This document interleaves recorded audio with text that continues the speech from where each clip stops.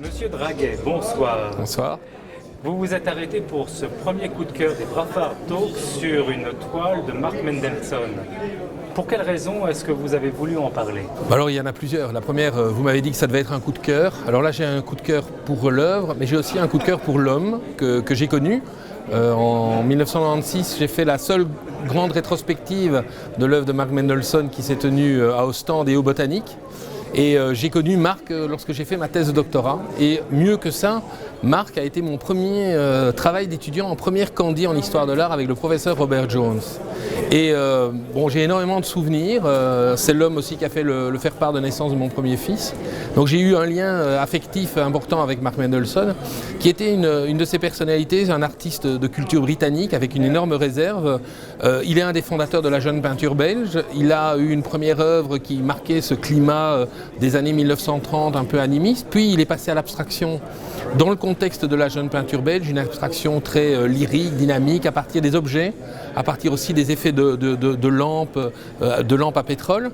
Et puis progressivement, il a découvert, probablement en découvrant aussi l'œuvre de Dubuffet, ce qui était le matiérisme. Et cette œuvre aussi est très intéressante parce qu'en fait, elle donne un effet matiériste, mais elle n'est pas matiériste.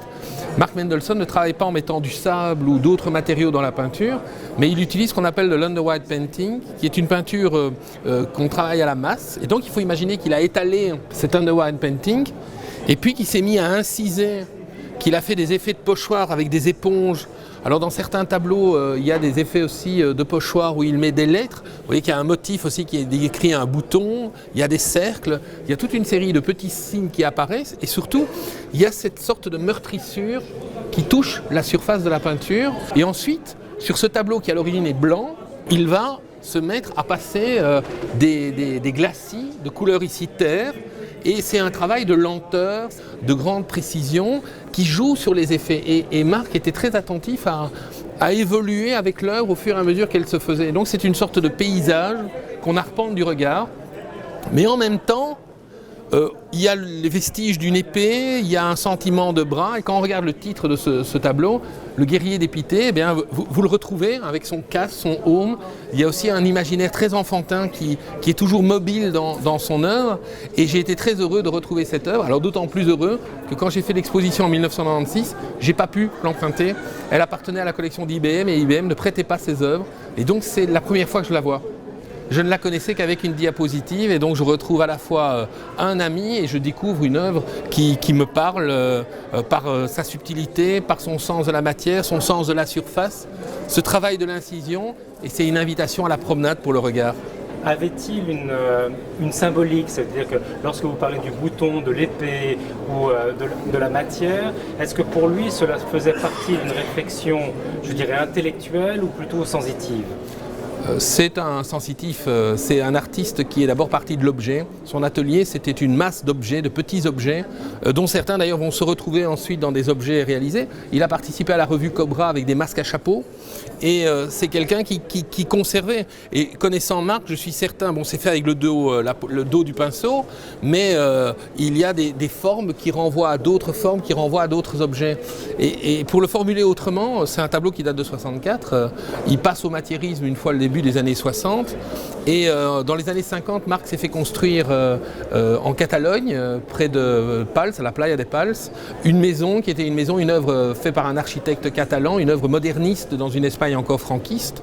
Et quand on voit et qu'on connaît Mark Mendelsohn et qu'on voit par exemple des passages où il n'y a pas grand-chose comme trait dedans, eh bien c'est les vieux murs de la Catalogne. C'est aussi un côté qui est très proche de ta pièce. C'est un rapport sensuel à la matière dans sa simplicité. Alors c'est amusant parce qu'en le disant, je me rappelle de lui venant manger à la maison, détestant une cuisine trop sophistiquée avec des sauces ou des choses de ce type, mais aimant la qualité du produit, aimant la qualité du matériau que représente l'acte culinaire. Et c'est exactement ce qu'on a dans sa peinture. C'est une peinture d'un très très bel artisan.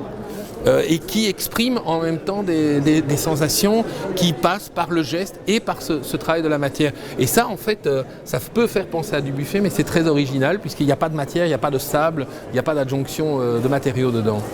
On sent la pierre, on sent le reflet de la lumière dans la pierre aussi. Et la chaleur, on sent que c'est aussi un mur qui a pris la chaleur et qu'il y a toute une sensualité qui rend... Et c'est le but, c'est un côté très proustien de l'œuvre, c'est que je suis certain que lorsqu'il peint ça, il pense aux vieux murs de Pals, du village médiéval où il passe des étés, et ça se ranime. Et donc le travail est aussi un travail de mémoire qui fait que vous avez une zone plus plate ici, un bandeau plus écrasé vers le haut, et qui donne ce sentiment de la mémoire des murs. Ça doit vous faire quelque chose de voir ça, non? Oui, beaucoup, parce que c'est en voyant le tableau, l'homme revit. Et c'est assez fascinant de se dire qu'à travers des œuvres d'art, finalement, les hommes restent vivants. Et je vois un ami et collègue qui, lui, passe derrière vous et qui est un spécialiste de l'art mésoaméricain. Ces Aztèques sont aussi vivants, comme les masques africains sont vivants. Les mains qui les ont créés restent vivantes à travers ces éléments qui reviennent. Alors évidemment, quand on travaille sur l'art contemporain, on a pu connaître l'artiste, on a pu partager des choses avec lui. Et ça fait partie des rencontres aussi qui construisent une personnalité, et je lui dois beaucoup. Je vous l'ai dit, ça a été mon premier travail d'étudiant, et je ne le connaissais pas, et je l'ai choisi parce que Mendelssohn, ça me faisait penser à la musique. Vous voyez que c'est vraiment une mauvaise raison. Mais en même temps, ça a été une amitié qui a duré jusqu'à sa mort en 2013. Écoutez, merci d'avoir partagé cette émotion avec nous. C'était avec plaisir.